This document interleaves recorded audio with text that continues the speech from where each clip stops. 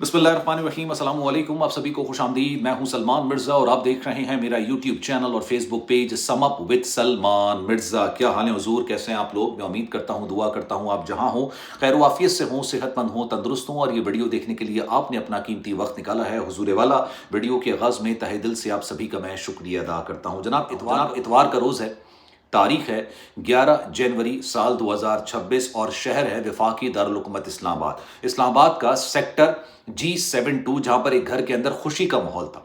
हर कोई खुश था, बेटे की बारात वाला मंजर था। भाई घर के अंदर शादी हो रही थी। एक ही रोज पहले यानी हफ्ते की रात को शहरी नाम का लड़का, घर का बेटा, अपनी बेगम को ब्याह के लेकर आया था, अपनी दुल्हन को लेकर आया था गुजरात से। रात के 1:30 बजे घर के अंदर बारात आई थी, लेकिन अगले ही दिन सुबह के वक्त फजर के बाद घर के अंदर मौत का रक्स देखने को मिला। हर तरफ मौत ही मौत थी, क़यामत का मंजर था। हर तरफ ऐसे तबाही के मनाजिर थे जिनको गालिबन शायद लफ्जों में बयान नहीं किया जा सकता। और जिस दिन मियाँ बीवी का यानी दुल्हा दुल्हन का वलीमा मुनक्किद होना था, उसी दिन उनकी नमाज जनाजा अदा की गई। सोचिए उनके घर वालों के लिए क्या मंजर होगा। 8 लाशें अभी तक निकाल ली गई हैं और उसके बावजूद 18 अफराद ऐसे हैं जो कि अस्पताल में जिंदगी और मौत की कशमकश में है। लेकिन हुआ क्या इस घर में, जहां पर हर तरफ डेकोरेशन हुई हुई थी, तैयारियां की जा रही थी वलीमे की, हर कोई खुश था, यहां पर अचानक मौत का रक्स कैसे हो गया? आज की वीडियो में जरा डिटेल में बात करेंगे और मैं चाहूंगा कि पूरा वाकया सुनने के बाद आपने कमेंट सेक्शन में एक सवाल का जवाब जरूर देना है। पाकिस्तानी कौम का यह अलमिया हो चुका है यार, जब से पाकिस्तान बना है ना, हम बुनियादी ज़रूरियात, जो बुनियादी ज़रूरियात होती हैं, मैं किसी लग्जरी की बात नहीं कर रहा, गैस, पानी, बिजली, रोज़गार, बुनियादी ज़रूरियात के लिए अपना सब कुछ दांव पर लगाने के लिए तैयार हो जाते हैं। लेकिन उसके बावजूद कोई भी हुकूमत हो, ये बुनियादी ज़रूरियात आवाम को नहीं दे पाती। हाँ, इसके बदले में क्या होता है, मुक्तदर हल्के जो हैं उनके सरबराह ये कहते हैं कि भाई हमें सारी ज़िंदगी कम्युनिटी चाहिए। आए दिन रातों रात कोई ना कोई आइन के अंदर अमेंडमेंट हो जाती है अपने मकसद के लिए, लेकिन आवाम के लिए कुछ नहीं होता। ज़रा गौर से सुनिएगा जनाब। होता ही है कि G72 सेक्टर के अंदर, इस घर के अंदर जो ना वो शादी का माहौल होता है, जो ना बारात निकलती है हफ्ते की रात को, शहरी नामी लड़के की ये बारात होती है, गुजरात जाता है, गुजरात जाके अपनी नई नवेली दुल्हन को ब्याह के ये घर लेकर आता है। रात के 1:30 बजे बारात घर के अंदर आती है। सर्दी के दिन है, इस्लामाबाद का शहर है, आपको पता है काफ़ी ज़्यादा सर्दी होती है। घर के अंदर काफ़ी ज़्यादा लोग होते हैं, छोटा सा घर होता है, ज़्यादा बड़ा घर नहीं होता। जो 3-4 घर है ना, इनके बीच में ये घर होता है। अब दुल्हा दुल्हन तो जाहिर सी बात है सोने के लिए चले जाते हैं, तमाम जो घर वाले हैं वो भी सोने के लिए चले जाते हैं। सर्दी काफ़ी ज़्यादा होती है तो घर के अंदर हीटर ऑन कर लिया जाता है, हीटर ही ऑन कर देते हैं। अब हमारे यहाँ आपको पता है भाई, गर्मियों में बिजली नहीं आती और सर्दियों में गैस नहीं आती। रात के किसी पहर जो है ना, वो गैस की लोड शेडिंग हो गई। हीटर चलता रहा लेकिन गैस की लोड शेडिंग हो गई, हीटर बंद हो गया। अब पता नहीं कब वो गैस दोबारा से ऑन हो गई और घर वाले सो रहे थे गहरी नींद, किसी को कोई खबर ही नहीं थी। सब लोग शादी की थकन से आए हुए थे, इतनी दूर से गुजरात से बारात लेकर आए थे, सब थके हुए थे। सुबह इंतजार कर रहे थे जनाब सुबह उठेंगे फिर वलीमे की तैयारी करेंगे। रात के किसी पहर गैस वापस आई है और जब गैस वापस आई तो ऑब्वियसली किसी ने गैस बंद नहीं की, सब सो रहे थे। पूरे घर के अंदर गैस भरना शुरू हो गई, ठीक है, किसी को नहीं पता चला और सबके घर के अंदर ना गैस भर गई। सुबह जब घर की खवातीन उठी होंगी, घर के जो बड़े जो हजरात हैं वो उठे होंगे, उन्होंने जाके जब चूल्हा वूल्हा जलाया होगा, खाना वाना बनाने की कोशिश की होगी। जैसे ही उन्होंने तीली जलाई होगी, पूरे घर के अंदर एक जोरदार किस्म का, आपको समझते हैं कि क्या हुआ होगा, पूरा घर का घर तबाह हो गया। जिस घर के अंदर ला के रखी गई थी बारात के लिए कुर्सियां, सजावट वाली कुर्सियां, सजावट हुई हुई थी, हर तरफ फूल लगे गए थे, वहां पर पूरा का पूरा मलबा गिरा हुआ था।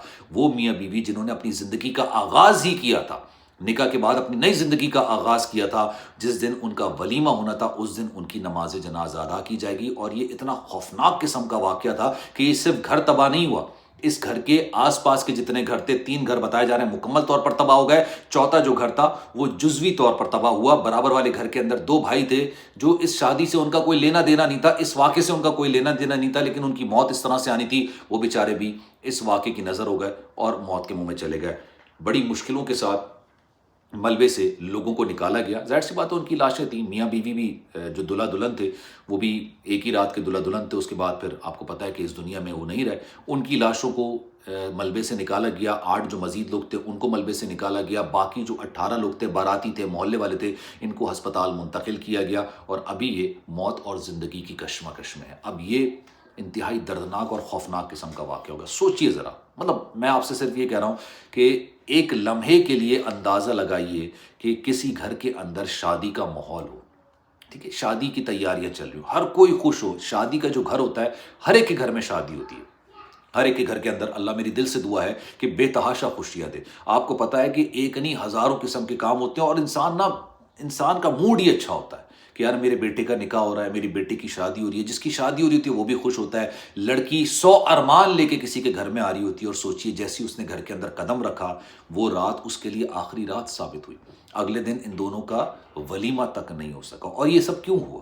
کیونکہ گیس کی لوڈ شیڈنگ، ٹھیک ہے، بجلی کی لوڈ شیڈنگ ہوتی ہے، گیس کی لوڈ شیڈنگ ہوتی ہے، بارش ہوتی ہے، ہمارے ملک کا نظام زندگی درہم برہم ہو جاتا ہے. میں کسی ایک شہر کی بات نہیں کروں گا، میں تو کراچی سے تعلق رکھتا ہوں. کراچی کے اندر تو بھائی لوگ چاند پر پہنچ گئے اور اپنی زمین صحیح نہیں کر پا رہے ہیں.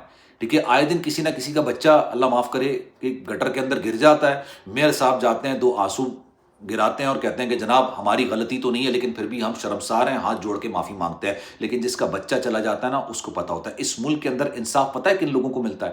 انصاف ملتا ہے جج کے بیٹے کو، 15 سال کے بیٹے کو، جو کہ اپنی گاڑی میں 2 خواتین کو، 2 لڑکیوں کو، جو کہ ایک پڑھ کر آ رہی ہوتی ہے، ایک کام سے آ رہی ہوتی ہے، ان کو اپنی گاڑی سے روند کے چلا جاتا ہے. ایک ایسا بیٹا جج صاحب کا جس کو گاڑی چلانے کی اجازت ہی نہیں ہے. اس کا ابھی 15 سال کی عمر ہے، 18 سال میں اس کا ڈرائیونگ لائسنس بھی نہیں بنا ہے. لیکن 2 دن کے اندر ان دونوں لڑکیوں کے جو ماں باپ ہوتے ہیں نا، وہ اللہ کی رضا کے لیے اس کو معاف کر دیتے ہیں.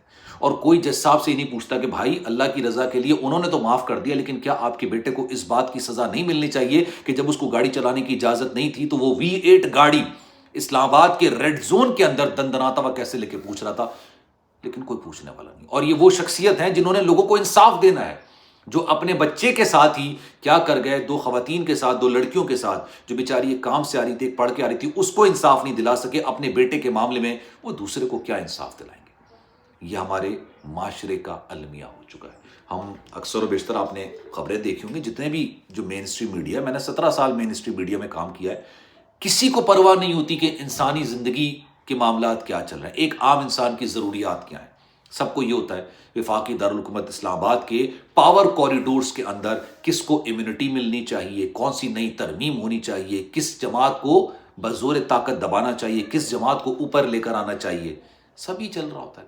عوام کی بات ابھی آج واقعہ ہوا ہے، میں آپ کو گارنٹی کے ساتھ کہتا ہوں کہ جناب یہ 1-2 روز کے اندر یہ واقعہ بھی لوگ بھول جائیں گے، پھر ایک نئے واقعے کا انتظار کر رہے ہوں گے. جس بچے کا میں ذکر کر رہا ہوں جو گٹر کے اندر بیچارہ مر گیا جا کے، میئر صاحب گھر گئے اس کے. اچھی بات ہے گھر جانا، آپ کی ذمہ داری بنتی ہے، لیکن آپ کی ذمہ داری یہ بھی ہے کہ اس طرح کے واقعات دوبارہ نہ ہو. لیکن اس کے 10-15 روز کے بعد ایک اور اس طرح کا واقعہ ہوا، ایک اور بچہ چلا گیا. ملینیم کے سامنے ایک اور گٹر کھلا پڑا ہوا ہے. میں نے ایک تصویر دیکھی تھی اور کسی نے تصویر لگا کے یہ بولا تھا کہ یہ گٹر بھی ایک اور سانحے کا منتظر ہے. کسی کو پرواہ نہیں ہے، کسی کو کوئی پرواہ نہیں. اب آپ کی اس بارے میں کیا رائے ہے؟ میں چاہوں گا کہ کامنٹ سیکشن میں اپنی رائے کا اظہار ضرور کیجیے گا. خیال رکھیے گا اپنا. انشاءاللہ اگلی ویڈیو میں آپ سے پھر ملاقات ہوگی. اللہ حافظ.